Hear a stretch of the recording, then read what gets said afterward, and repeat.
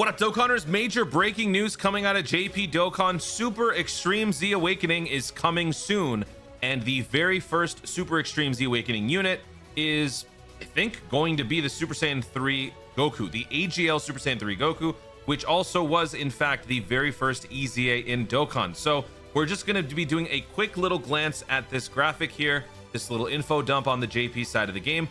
Version update 5.18.0 is coming soon. This is going to be dropping, I think maintenance is starting in a day or something like that. So when this maintenance drops, the new Super Extreme Z Awakening will kick in on the JP side of the game, not global, JP. Eventually global will catch up. So in terms of this dropping on global at some point, it will happen. Based on the timing of this, it is very reasonable to suspect that maybe this could be happening in time for a possible double joint Super Extreme Z Awakening situation or Saiyan Day. Maybe Super Saiyan 3 Goku is the precursor to ultimately what is going to be the Saiyan Day celebration, maybe some sort of Super Saiyan 3 thing, and they are going to have this be like the start of a new era of Extreme Z Awakening. Why are we doing this Super Extreme Z Awakening? The point of this was to basically allow for older units that have been lost in time, in spite of their EZAs, to have an opportunity to still be relevant in the modern meta.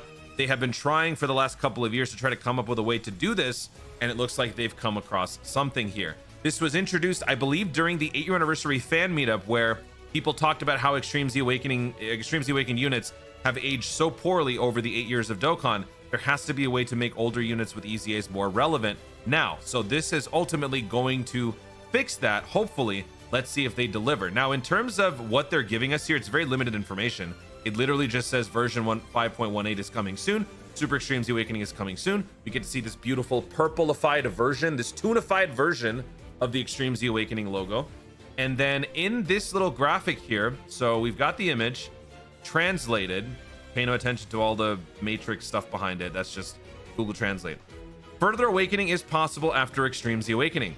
Passive skills changed by awakening. So we have confirmation that the passive skill is going to be adjusted. Why does this need to be said?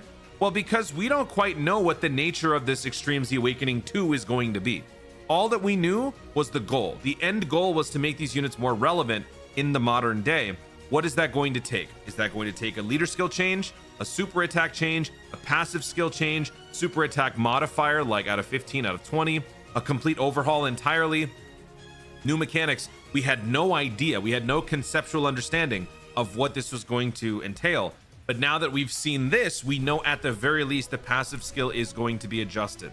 So if we go back to the AGL Super Saiyan 3 Goku, the very first EZA, March 15th, 2018. Wow. May 2016 is when it came out. March 15, 2018 is when the EZA happened. That is crazy.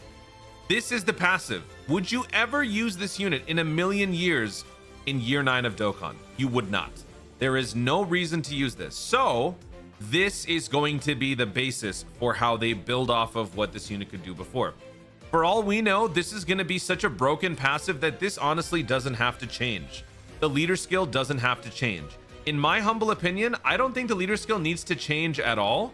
I think that the Super Extreme Z Awakening should have with it some inherent weaknesses, just so that if a unit eventually does get the Super Extreme Z Awakening treatment, it does require people to still have some of the newer leader skills, some of the newer abilities to help galvanize these older units with their Super Extreme Z Awakenings. I'm talking about this more from a business perspective, because if they were to not only overhaul the passive, but also make the leader skills more relevant, it would sometimes maybe usurp some of the newer units, the modern day units. So I think a good balancing act would be to make the passives really powerful and maybe the super attacks as well, but keep the leader skills old-fashioned, I suppose. I don't know. That's just my first thought on the matter. Of course, if I were to be selfish, I would love for everything to be overhauled, but we can take away a few things from this image here. So for number one, we know that the passive skill is going to be adjusted. Number two, this metal here has a purplish lightning trim. Does this mean that this is going to be a separate metal? It appears that it is going to be a separate metal, and you need 30 of them. And when you do Super Extreme Z Awaken, we can actually take a closer look. I did do an AI upscale, so we will take a look at it through that. So pay no attention to how bad this looks, but so yeah, here, so here we go, right? You got 30 of those. And then if we scroll down here, the super attack modifier, or the multiplier, you can see 1 out of 1. We don't know what that second digit is, but we know the first one is 1 for sure. So this clears any doubts of an additional super attack 5 being added to a super extreme Z Awakened character. That's not going to happen, probably for the best, because if that were to happen, that would result in some probable balancing issues, because now with super attack 20 at immense damaging, I believe you are now on par with a colossal, or at least close to it, or something like that. So it's probably for the best that it doesn't do that. Super attack, I mean, I don't know what this says in the just native Japanese. I tried to AI upscale and then translate, and look what it gave me. In June, cause heavy damage, paroa to fall. So if you wanna roll with that, then you know what? Maybe the super attack did change.